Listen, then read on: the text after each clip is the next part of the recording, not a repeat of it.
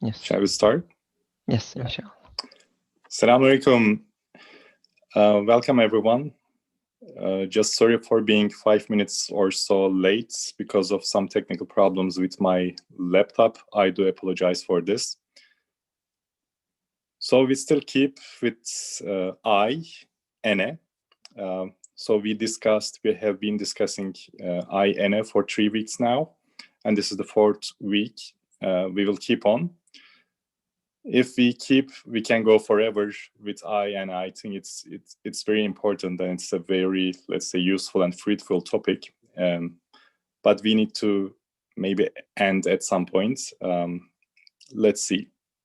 So today's new speaker will be Brother Baykar, dear respected Brother Baykar from Bloomfield, Connecticut.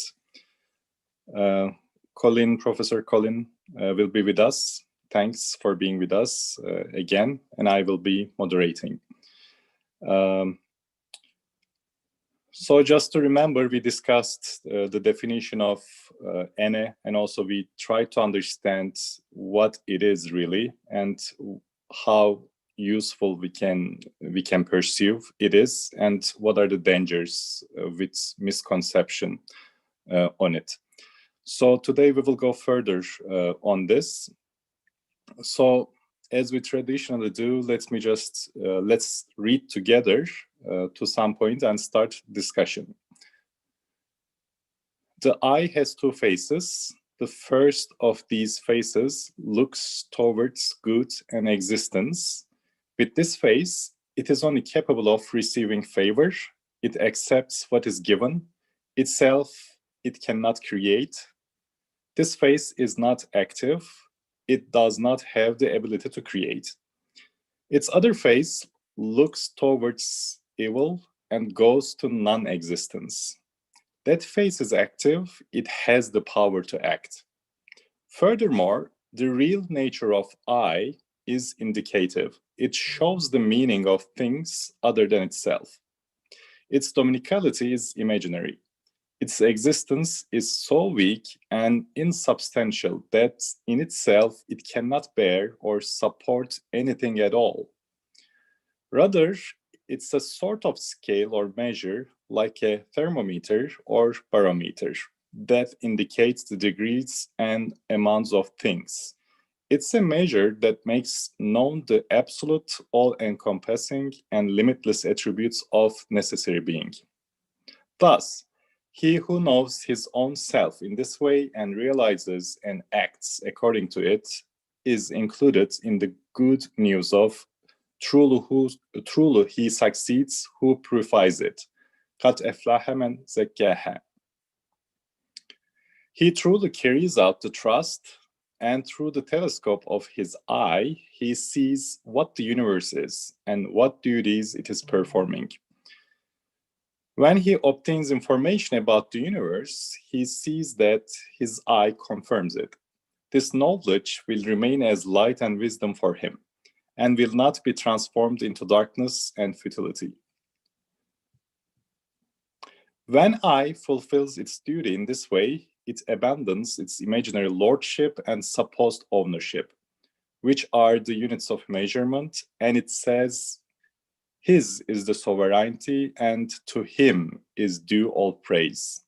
His is the judgment, and to him will you and all be brought back. It achieves true worship. It attains the rank of the most excellent of patterns, ahsen-i takvim. But if, forgetting the wisdom of its creation and abandoning the duty of its nature, the I views itself solely in the light of its nominal and apparent meaning, if it believes that it owns itself, then it betrays the trust, and it comes under the category of, and he fails who corrupts it. It was of this aspect of the trust, therefore, which gives rise to all ascribing of partners to God, evil, and misguidance, that the heavens, earth, and mountains were terrified. They were frightened of associating hypothetical partners with God. So the man who says, I own myself, must believe and say everything owns itself. Thus, while in this treacherous position, the I is in absolute ignorance. Even if it knows thousands of branches of science, with compounded ignorance, it is most ignorant. For when its senses and thoughts yield the lights of knowledge of the universe, those lights are extinguished because such an eye does not find any material within itself with which to confirm, illuminate, and perpetuate them. If the whole universe is full of shining signs, a dark point in the eye hides them from view as though extinguished. Yeah, I think if we have time, and I don't think we will have time, we can just read some more. But let me just start from here. Starting with Colin Hocam. What can you say to us about Two Faces of I-ness, starting with here? Or do you want to just make an introduction to whatever we have read? The Two Faces, I think we need to look at that in some depth. And I've been thinking a lot about it. There are a few translation issues here.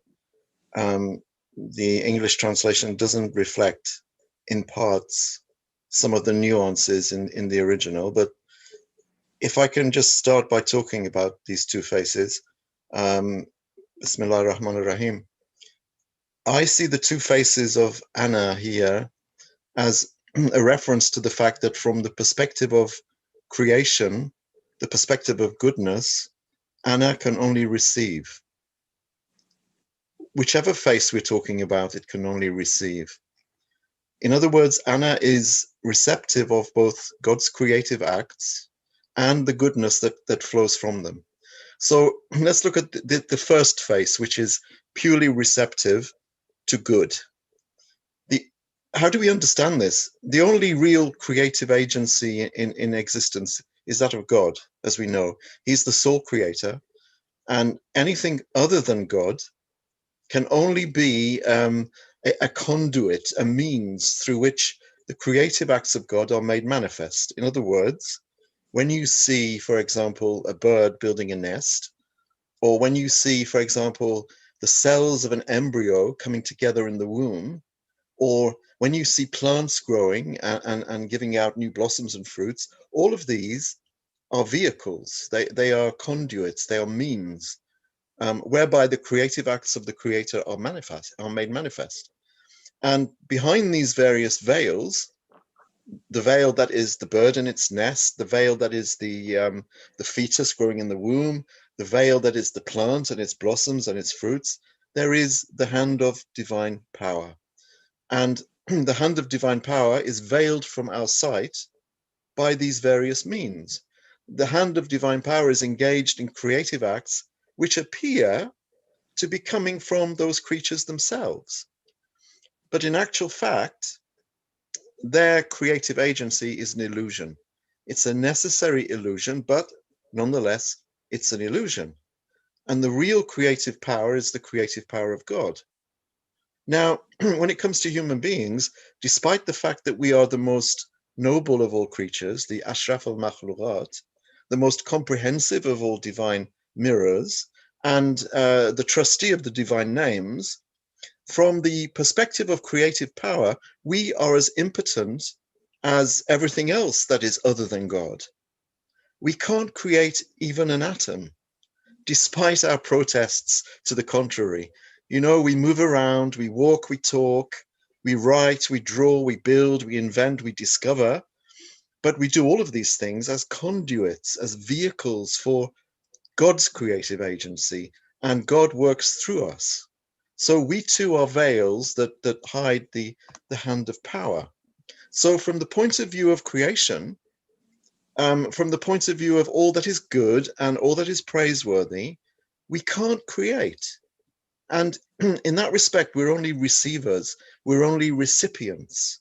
So we have one face which is turned towards good, and that face is passive, completely passive.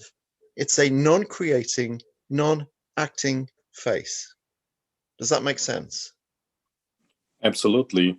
Thank you for clarifying, and I think it's a good point to start. Can I, before we go on, I don't want to take up too much time, but can I talk about the other face as well? Yes, please. I'm just, yes, it's I mean, flowing. we can come back if you want, but I need to get this out, I Sure, think, sure, at the yeah. beginning. Please do that. We need So this out. Yeah. the other face is that face of Anna, which is turned towards evil and non-existence. Now, this face is active. This is the face which Ustad Nursi describes as owning its action. Now, personally, while I understand what Ustad is saying when he's talking about owning the act or having the power to act or being active, I think power is an overblown word to describe what it is that we have with regard to this face, which looks towards non-existence. What Anna has actually is the ability to say no, to act negatively, to withhold. I don't want to describe this face of Anna as being innately negative or inherently evil, because then we are on dangerous ground. We'll be looking at a situation which is similar to that of the Christian theologians who talk about original sin.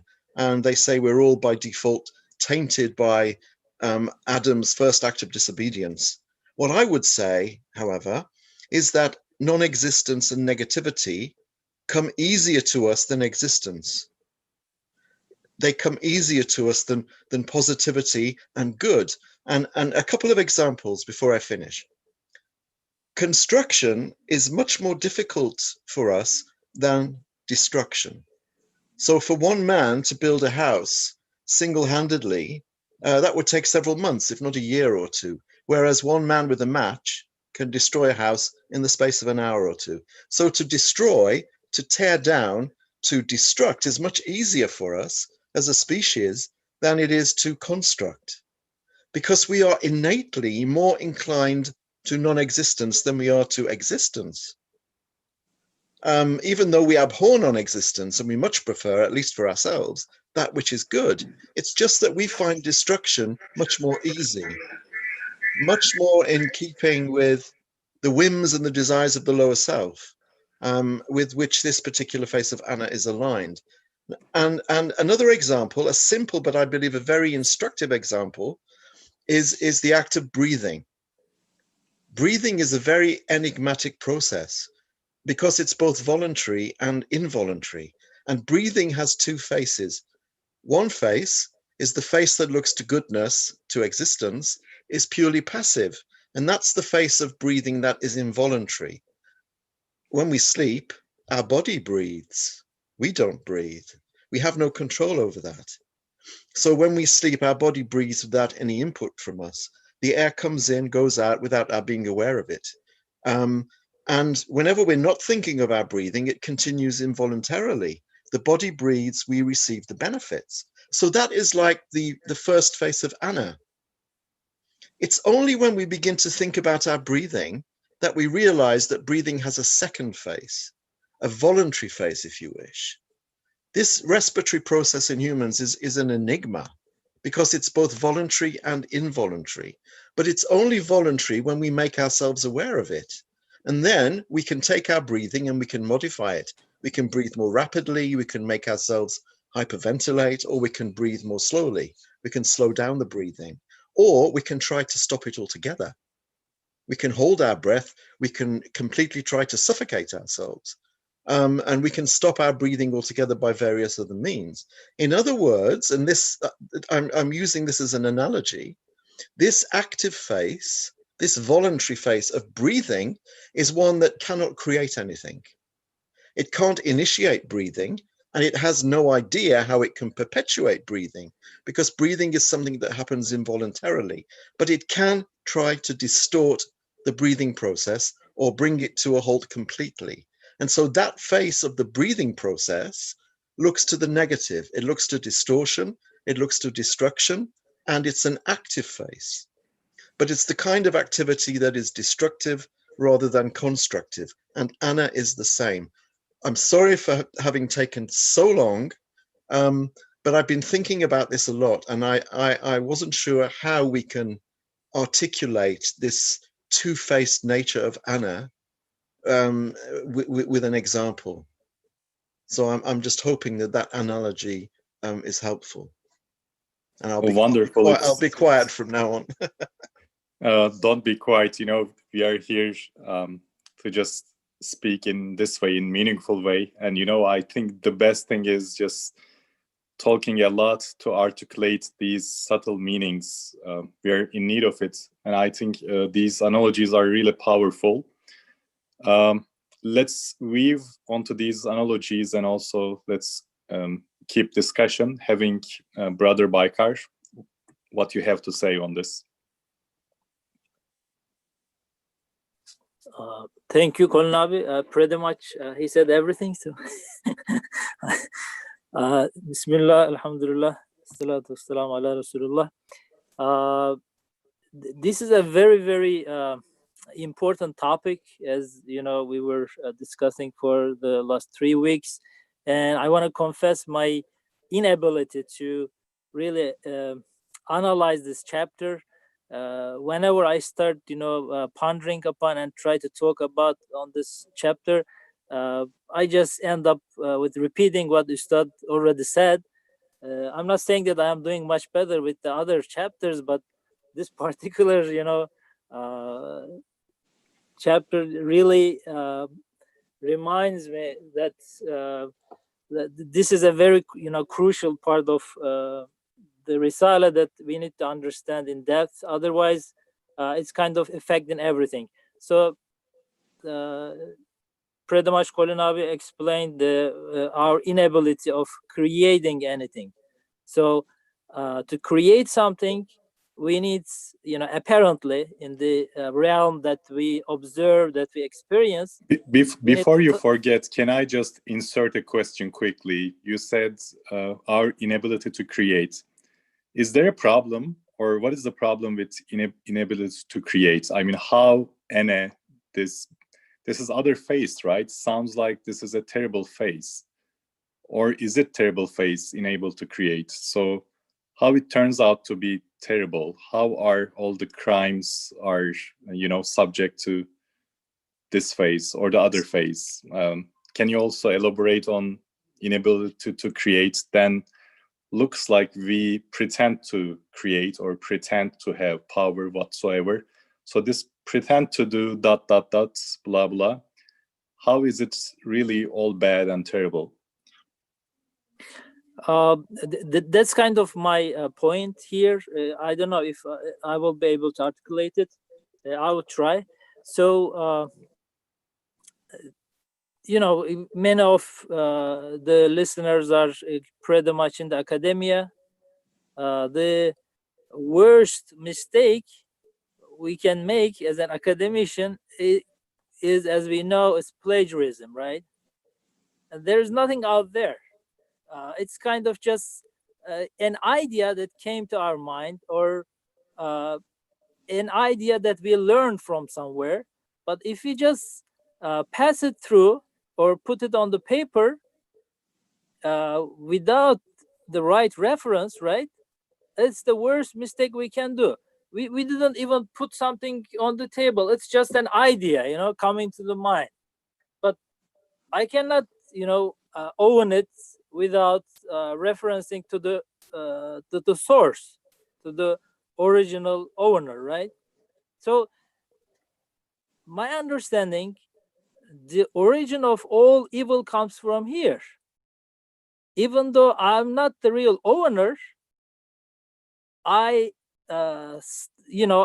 just given a trust to understand the meaning of the ownership. I start acting like the real owner. So this comes with the whole package of problems. Let me come with an example. Maybe I'm not, perfectly, this logic may not work perfectly, but it just came to my mind. For example, we are always talking about, you also mentioned it in the big, Colin Abi mentioned this. So the original sin, right? The tasting the forbidden apple, right? It may not be pure evil. If you think, with the final consequences, it may not be pure, it may not be evil at all. But look into my own, side. If I really, come with an idea that, I own everything and I do everything by myself, so I did the wrong thing, right? So it is pure evil from my own perspective. But if I come with an idea, I'm tested, I'm experienced, right, with this decision, and somebody who knows that I can do mistakes put me in this position, so I'm in a trial. I'm expected to do better in the future, or I'm expected to learn something from here. So I'm kind of pushed into this test, this trial. Now there's some lights of good in this too, I can see. So to wrap up, my point is, I'm not really creating it, but I act like I am doing it. So since I'm not the real owner, I don't know the whole consequences, the whole result coming out of those acts. So at the end, either starting with the false ownership, I also start thinking like, which is a worse evil. I start also thinking like, these are whole evil. So I'm kind of coming with a bigger evil, which is like I'm accusing the real owner, not only disowning these things, but I'm accusing him doing wrong, doing evil, doing you call it oppression, doing this and that. So this false ownership is kind of the source of all evil we are facing today. Can I pick up on something there? Yes, of I what want to Baikar stop said? here and maybe continue later. Yeah. Can Please. I ask you then, Baikar, if we can stay on this subject for a moment? We are given samples of the names, right, of God's names. We talked about this last week and the week before. We are given samples of God's names so that we can connect with those names and understand them. We can draw comparisons. We can say, as I build my house, then God creates the cosmos. It allows us to be able to connect with the divine names. But that is an illusion. That my ability to create, my ability to build, like all of my other attributes, are illusions. They've been given me in order for me to understand something and then to give back to Allah. So although I think that I'm creating, those names, such as power, knowledge, wisdom, order, justice, all of those, they have been given me temporarily for me to exert a kind of ownership over them, so that then I realize that they actually belong to God. But we are allowed at the beginning to think that we are actually creating things, we are doing things. But in actual fact, we can't create anything. And that illusion is given to us just in order for us to be able to realize that God is the creator and he is the absolute creator. When we've realized that, we then have to disown our own attributes and we have to hand them back to God. And that is the idea of tazkiyah, that is the idea of purification of the self, which means submitting those names which actually belong to God. And we don't have any of the names.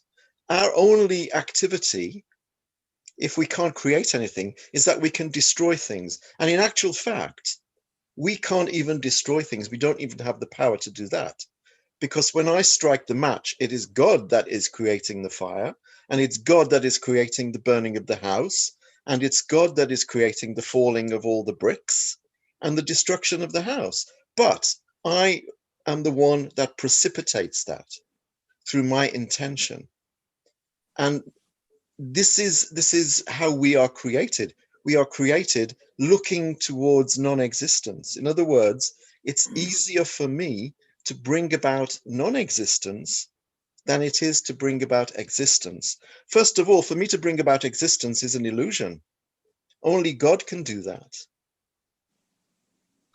I can only, in the sense of being active, bring about non-existence. But even then, the actual creation of the burning of the house, if I'm talking about burning the house down, that is also by God. But this is to show us that God is the one with all the power and we have no power at all. These are necessary fictions. Does that make sense? It seemed as though that was what you were sort of saying in the first part of what you said there. Yes, there is also a next step that we might be helpful to ponder upon. Last week, actually, we talked a little bit about this. I don't know if this week we want to mention it also. I just wanted to repeat it again. It's a conscious strand from the thick robe of the human being, a fine thread from the raiment of the essence of humanity. It's an elif from the book of the character of mankind. So here we can see that this ana is just a tiny part of my being, but it has the ability to own all of the others, to kind of feel like he is leading all of them. He is the master, he is the agent. So the ana kind of this ability to own myself in a way, or feel like it owns all of them. But the interesting part is, we should work at that point, in our own self very carefully. Otherwise, it has the ability to extend even further. It's not stopping there. It's not just owns myself wrongfully, which, as you very well articulated, I don't breathe. I don't even, what was that saying by the philosopher? I think, so I am, right? Yeah. Even I don't know how I am thinking. Yeah. All the process of thinking, right?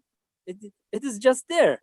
But I say I'm thinking, I'm eating, I'm speaking, right? We all know that. So if I don't really, observe and ponder upon my own actions, now it has the ability to swell and swallow all the other things. Now it is jumping to the my group of people, my team, my tribe, my nation, even to the whole humankind. So it kind of owns everything, like the God.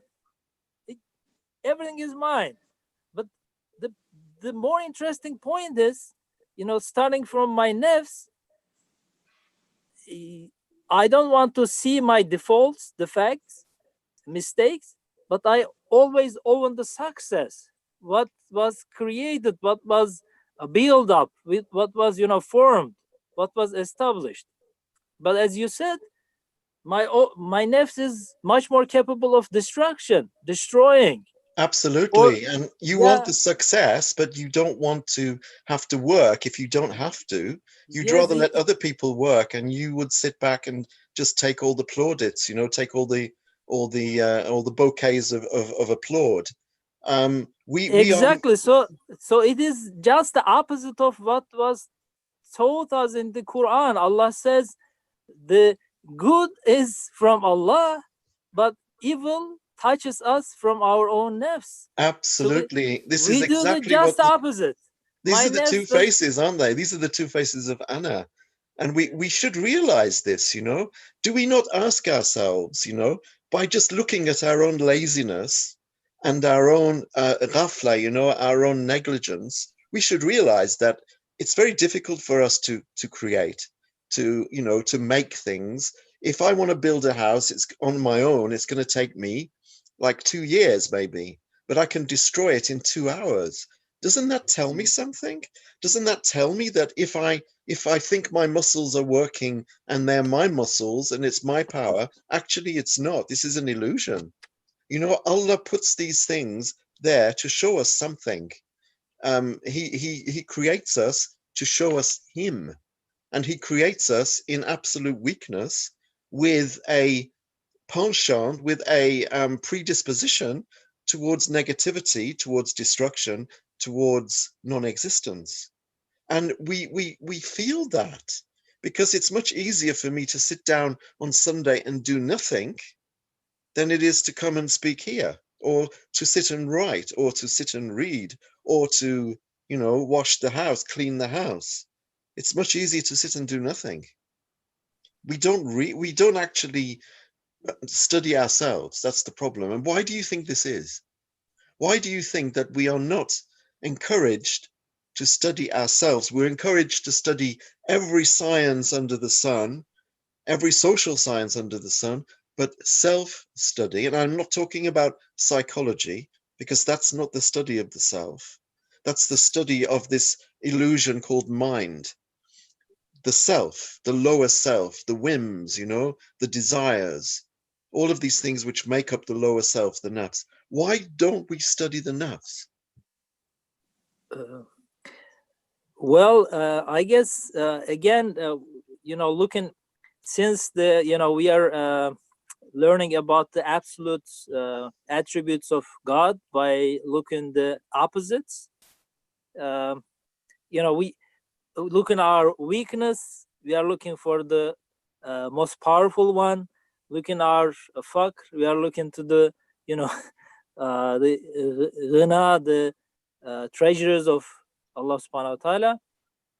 And if you use it in the opposite way, start thinking that all these things are ours, I guess we end up with this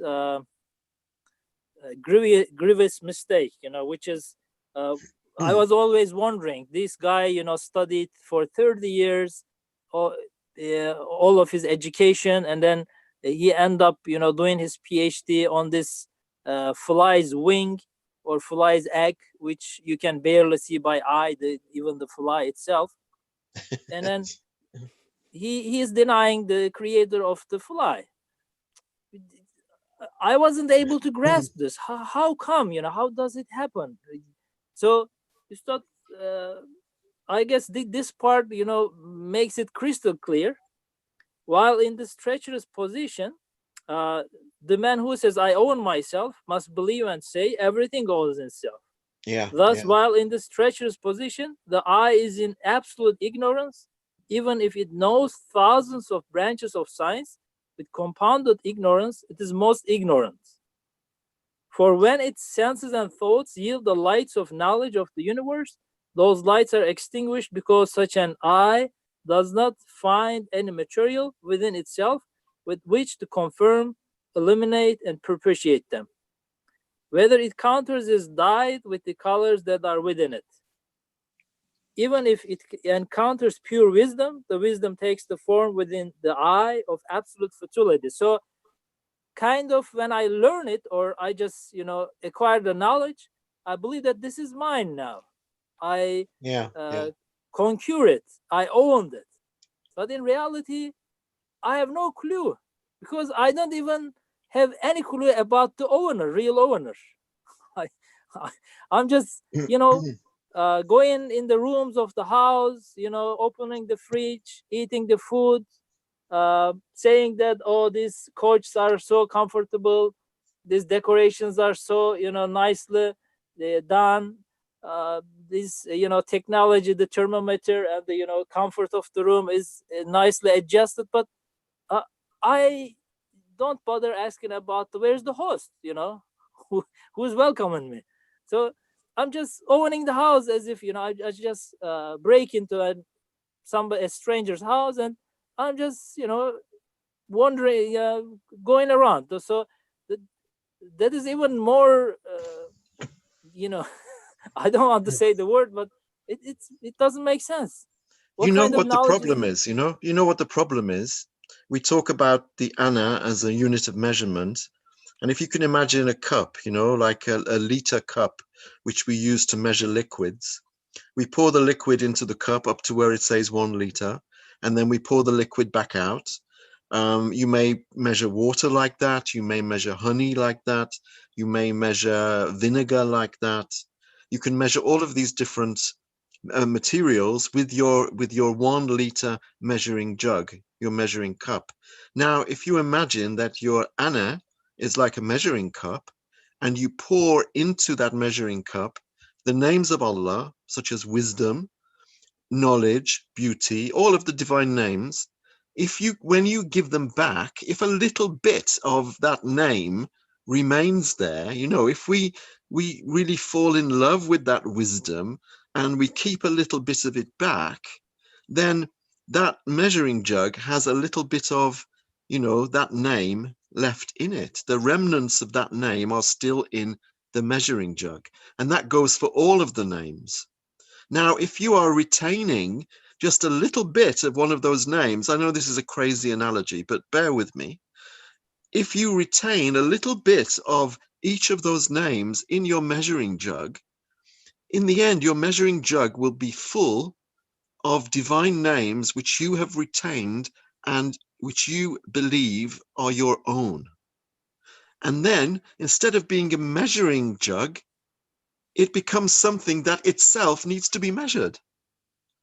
Because what you've done is you've taken the names and you've kept them for yourself, rather than using them for comparison's sake and then giving them back to their true owner. So we keep the names, which are given to us as samples for a specific reason, that we should give them back. But we don't. We keep them because we like them, because they're beautiful. They're wonderful, these names. Knowledge, beauty, justice, peace, order. Why wouldn't we want to keep them? If you give me a Rolex watch to look after, costing like $4,000, and you say, I'm coming back in 2 weeks, but I've got to go somewhere, and I don't want to take my watch with me because it will it might break, or it might get stolen. You look after it for 2 weeks. Then I wear your watch every day for 2 weeks. When you come back, I won't want to give you the watch back. I want to keep it for myself because it's beautiful and it makes me look good, Yeah. So we do the same with the names. Yes. So question, is there a way of owning them harmlessly? No.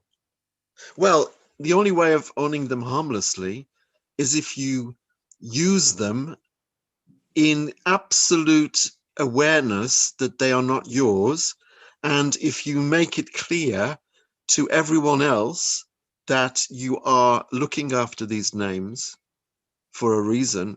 In other words, if you reflect those names as God's names, then you can own them validly. They will be valid. Then you will be allowed to keep them because you will be reflecting God's names, and you won't be saying these are my names. You will wear the clothes that God has given you in the right way.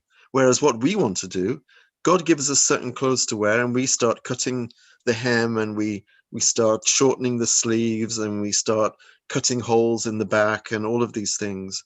And these are God's, we wear God's clothes, but we look stupid in them because we're wearing them in the wrong way. So if we can analogize the names as clothes, we have to wear God's clothes as he gives them to us. We have to wear his names as he wants us to wear them, not as we want to wear them. In other words, we can't do what we want with the names that we are given. We have to do what he wants with the names that we are given, and then he will allow us to keep them. So in a way, it looks like everything in the tradition pretty much teaching us this very same points. So we say Subhanallah when we have an awe, or we did a mistake, or we say Alhamdulillah when we are blessed with a nice work. So we are told that it's not just Allah subhanahu wa ta'ala made us the sun, a lamp, or the whole world servants, or the the whole kingdom of animals and plants, servants to us, but even the things that we own in our selves, in our own lives, are all blessings. Allah blessed me with keeping my prayers for years. Allah blessed me with helping this guy. Allah blessed me with this good works. So we say Alhamdulillah every salat, at every step. So this is who we are. We are created to present this ubudiyah, this worshipful attitude in the presence of the real owner. Absolutely. I mean, Yeah. he blessed you with names. He blessed you with wisdom. He blessed you with knowledge. He blessed you with kindness. He blessed you with order. He blessed you with, all of these different names, with creativity. But you have to show, we have to show gratitude by using those names how he wants us to use them, not how we want to use them. If we don't really observe it that at that point and catch the ana at that in our own selves, where it goes, I want to just read from here. I guess we miss it in the slides. It's in the original text. If any of the followers have the book, they can follow me. I will read a paragraph. Indeed, if the eye is not known for what it is, an insubstantial elif, a thread, a hypothetical line, which we mentioned last week, it's referring, he is referring to them again. It may burgeon, grow in concealment under the ground, gradually swelling. It will permeate all parts of a human being. Like a gigantic dragon, it will swallow up the human being. That entire person with all his faculties will quite simply become pure I. Wow. Then, too, the I-ness of the human race gives strength to the individual I-ness by means of human racialism and national racialism. And the I, gaining support from the I-ness of the human race, contests the commands of the glorious maker like Shaitan, like Satan. So it's very interesting. If I cannot observe my ownership and disown it in my own self, now it starts growing. Yes. And it even owns the nation, the humankind. So I start talking like, as you said, as a lazy guy, just walking around. I'm now, we lead continents. We opened and closed ages. We ruled upon the whole world. Yeah. We even went to the moon and Jupiter, Mars, etc., etc. Now, as a just poor guy, I'm kind of owning all the apparent successes of the humankind. Yeah. And it is because you think you are superior to everything else. Yes, and it's impossible to stop myself now, my ana now.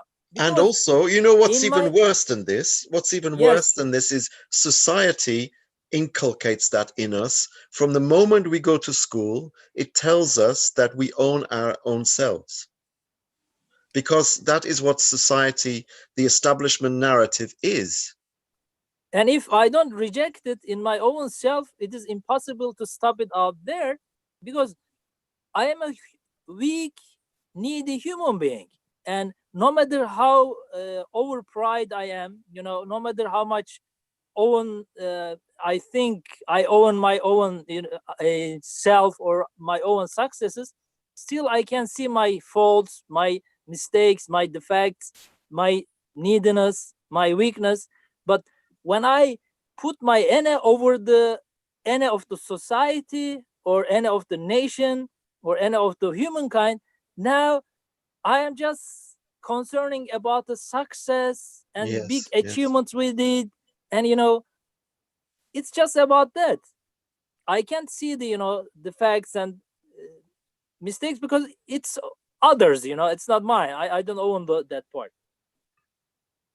It's frightening, It's frightening the way that we are almost coerced as children into believing that we own our own actions, that we own our own attributes, we own our own acts, we own our own names, and that our duty in life is to perfect these things by going to school, going to university, by, augmenting our knowledge, by developing ourselves, by developing self-reliance in a very negative way, by developing our self-esteem, by developing self-love, by looking after number one. They say, look after number one, and you are number one. Look after number one. That's what you have to do. And our materialistic, utilitarian, instrumentalist society encourages that. And also, as we see in the Muslim world, we have been secularized. We have been divided up into nation states, and then we have nationalism as an extra toxin in this pernicious ma'jun, this pernicious potion which we are given to drink all of the time, which tells us you are great, you are wonderful, you are number one, me. And as Said Nursi so beautifully articulates this truth, the nafs burgeons, it gets thicker, it starts off like it's quite like steam, and then it freezes and it gets slow and sluggish and dark, and then it encompasses the whole of the human being until that human being is just one big I, one big Ana, like Pharaoh, and we all become mini pharaohs. Yeah, very, very nice. Just it reminds me, as you say, we call I, then we call we, like in terms of being powerful and, succeeding in everything as nation whatsoever. And also the third part, we are saying they. So in a way, NA just makes ourselves Pharaoh, or they design pharaohs to worship, worshipping idols. So I think actually at this point, last week we had this discussion, like we said, humanity, Book of Adam. So these three layers that we discussed. Oh, yes. Again, I think the first part is I, just putting some ownership, or let's say goddessness in self. The second is we as nationalism, as society. So attributing extra, privileges to nations. It's we. And the third part is assigning some individual pharaohs, goddess. That's the third part. So we can see a reflection of the same concept on three different domains or layers, which is totally dangerous. That's really interesting. Do you not think, though, it's so stupid and so meaningless and so tiring? Because in order to be able to worship myself, I have to also acknowledge that you are someone who wants to worship themselves, and you need to be worshipped as well, because that will justify my being worshipped. So I have to bow down to you as well, because otherwise you won't bow down to me. So instead of worshiping just one creator, we have to worship thousands and thousands of different gods and goddesses and causes and idols, and aspirations and whims. We have to bow down. We have to prostrate ourselves and demean ourselves, and shame ourselves by allowing everyone else to own themselves at the same time. That's the crisis, I think. That's the crisis of modern age, and that's the crisis of humanity, let's say. You had a question, like, why are we getting away from knowing self? Why are we so far away? it brought to my mind this surah, Surah Al-Hashr, ayat 19. So over there it says that, and be not like those who have forgotten God, Allah, so that God has made them forget themselves.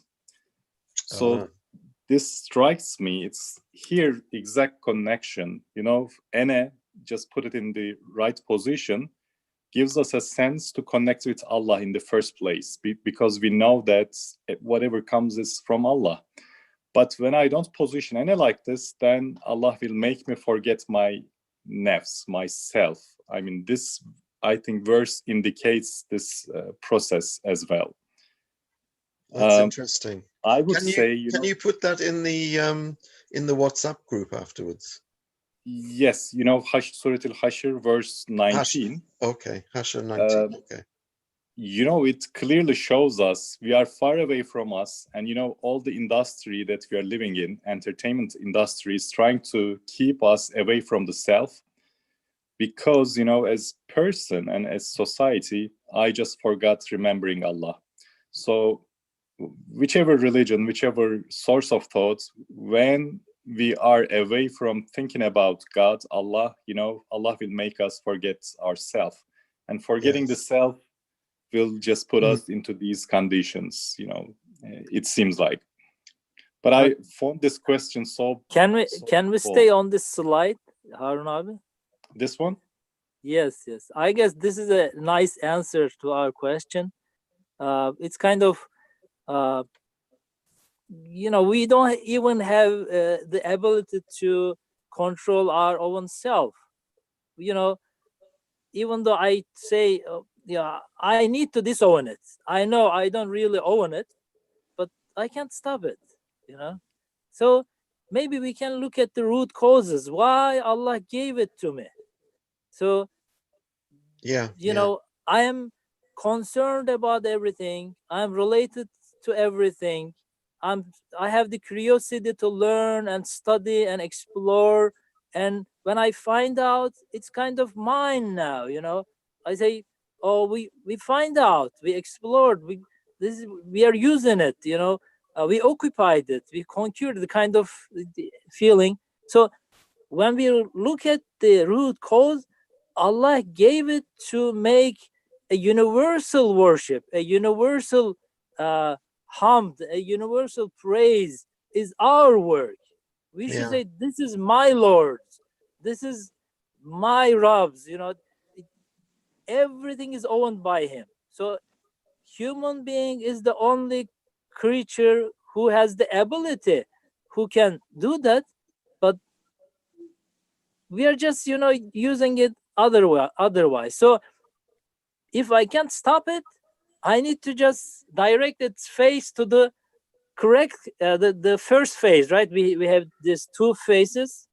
So this is the first phase. Let me read it again. Thus, he who knows his own self in this way and realizes and acts according to it is included in the good news of truly he succeeds who purifies it. He truly carries out the trust, and through the telescope of his eye, he sees what the universe is and what duties it is performing. When he obtains information about the universe, he sees that his eye confirms it. This knowledge will remain as light and wisdom for him and will not be transformed into darkness and futility. So it has this tremendous ability, which is given to us, to the humanity. None, except us have this. So what's the wisdom behind it? How shall I use it? So, I am included in the truly succeeds who purifies it. So all our prayers, all our, supplications should be in that way. Oh Allah, accept us in this group, put us in this group that, we would be able to use it in that way. We would be able to return it to you after, owning all those things. Because it starts with the it's- right question, you know. You just asked the right question. You just said, what is the use of this? Why are we given this? What do we need to use it for? These are the questions that we never ask. We say, how many chickens are in America? That's, you know, that's the extent of our inquisitiveness. What's happening on Jupiter? What's happening on Mars? You know, how many? usually, yes. No, Sorry. no, go on. Usually we just hear, from our childhood at the masajid, don't think about the dunya, think about Allah, think about akhirah. But sometimes it's impossible. Why? Because we are in this world of multiplicity. And we are created with a lot of, curiosity about this multiplicity. And how can I, sum up or, collect all these information or all these attentions, curiosities, and give them to one? So that's, I guess, the main issue. We need to question, why do we have this curiosity, you know? And this curiosity will never ever finish if we are going to spend it on multiplicity. There must be a means of using that as a way of understanding unity, you know?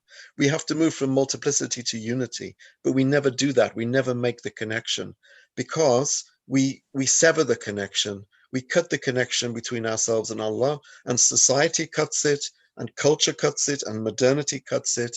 And modernity tells us that there are no more questions to answer. Everything has been answered, and all of the doors of creation are completely open. Everything is an open book.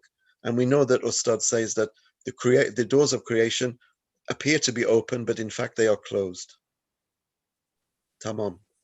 So it is the biggest harm that I can make to myself, I guess. I put Yes. myself into a very grievous situation, right? It's Yes. just, I want to correct things. I think things are not under my control. Things are, according to my understanding, going wrong, So I'm just suffering out of this false ownership. That's the biggest key, Even, brother. You know, this false ownership is the key to all wretchedness. All human wretchedness comes from this false ownership and this hubris, this arrogance that we nurture in ourselves when we look at ourselves as a hidden treasure that deserves to be known.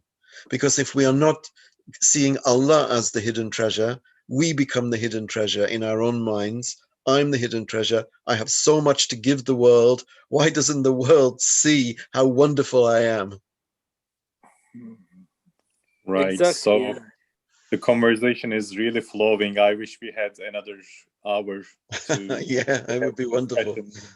But as everything transient, so this is also a transient session. It was wonderful. Thank you very much. Thank you. Thank you so much.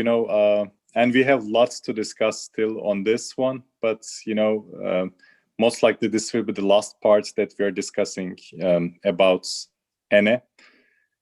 So I want to thank everyone who is listening patiently, and I wish I could take questions from you, from listening brothers and sisters.